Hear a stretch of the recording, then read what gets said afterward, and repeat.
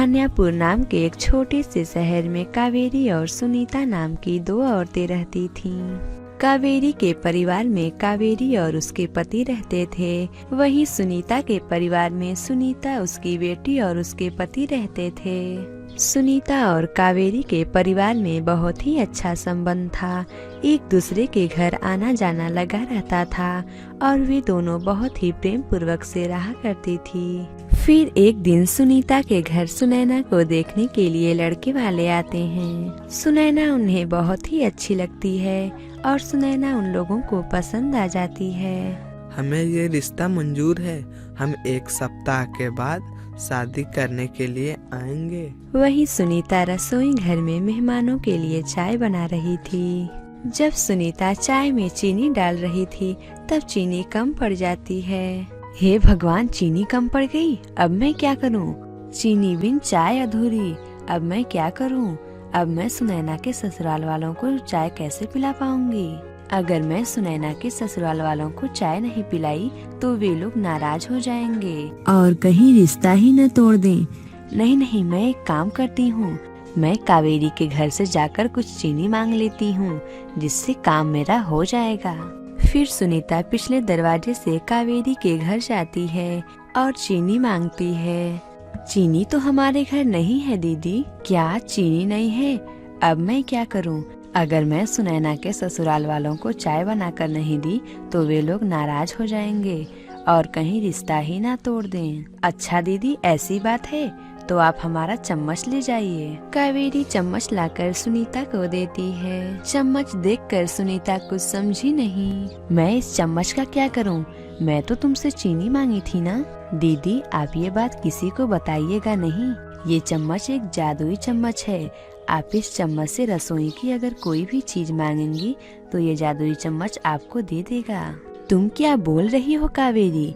ये जादुई चम्मच है। अगर मैं इस चम्मच से चीनी मांगूंगी तो क्या ये मुझे चीनी दे देगा? हाँ दीदी, ये आपको चीनी जरूर देगा। आप इससे जो भी मांगेंगी ये जादुई चम्मच आपको जरूर देगा। ठीक है कावेरी, अब मैं चलती हूँ। घर आकर सुनीता उस जादुई चम्मच से बोली, जादुई चम्मच तुम मुझे चीनी दे दो। सुनीता के इतना बोलते ही उस जादुई चम्मच में से चीनी गिरने लगी। अरे वाह, कावेरी तो सही बोल रही थी, ये एक जादुई चम्मच है। चाय पीकर सभी लोग बहुत ही खुश होते हैं और 1 सप्ताह का समय देकर वहाँ से चले जाते हैं। शाम को जब कावेरी चम्मच लेने के लिए आई तो सुनीता उससे बोली, कावेरी तुम 1 सप्ताह रुक जाओ। 1 सप्ताह बाद मेरी बेटी की शादी है। तुम तो जानती ही हो कि शादी में कितने पैसे लगते हैं और मेहमानों को खाना भी खिलाना पड़ता है। इसलिए कावेरी, मैं चाहती हूँ कि मैं इस जादुई चम्मच से सब चीज मांग लूंगी। कावेरी, मेरे पास तो उतने पैसे भी नहीं हैं। शादी हो जाने के बाद मैं तुम्हें ये जादुई चम्मच लौटा दूंगी। कावेरी सुनीता की बात मान लेती है और वहाँ से चली जाती है। शादी के 1 दिन पहले सुनीता उस जादुई चम्मच से शादी का हर एक चीज मांग लेती है। सुनीता, तुम्हारे पास इतना सामान कहाँ से आ गया? अजी, आप तो अपना काम ही कीजिए। मैं सुनैना के शादी के लिए सारा सामान जुटा रही हूँ। 1 दिन बाद सुनैना की शादी हो गई और सुनैना अपने ससुराल चली गई। शादी के बाद जब कावेरी चम्मच लेने आई तो सुनीता के मन में लालच आ गया। ठीक है कावेरी, मैं तो तुम्हारा चम्मच दे ही दूंगी, लेकिन कावेरी तुमने हमारी कितनी मदद की है, इसलिए मैं चाहती हूँ कि तुम अपने पति के साथ कल मेरे घर चाय पीने के लिए आओ।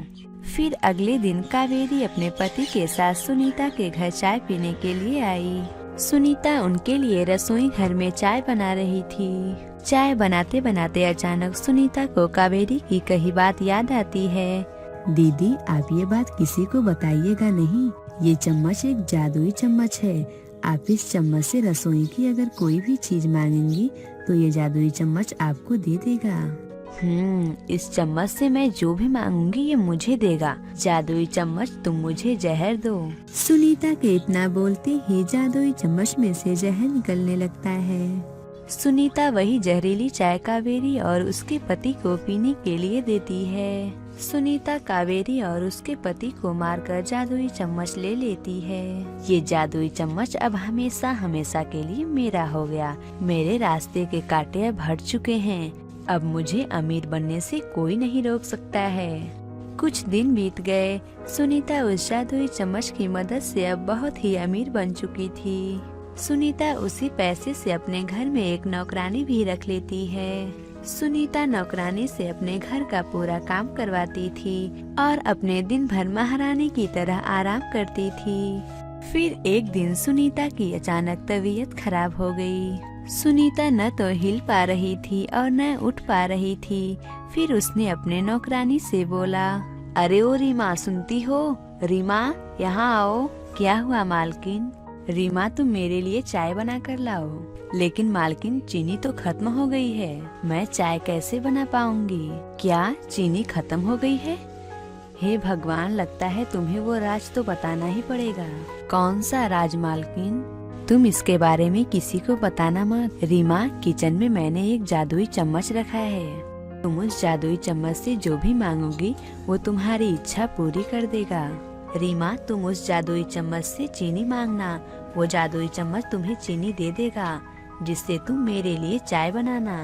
तुम ये बात किसी को बताना मत।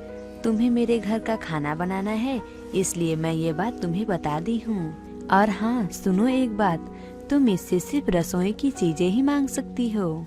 ठीक है मालकिन, मैं जल्दी से जाती हूँ और आपके लिए गर्मा गर्म चाय बना कर लाती हूँ। इतना बोलकर नौकरानी वहाँ से चली जाती है और जादुई चम्मच को लेकर सोचती है, मैं इस जादुई चम्मच से बोलूंगी कि मुझे चीनी दो तो ये मुझे चीनी देगा।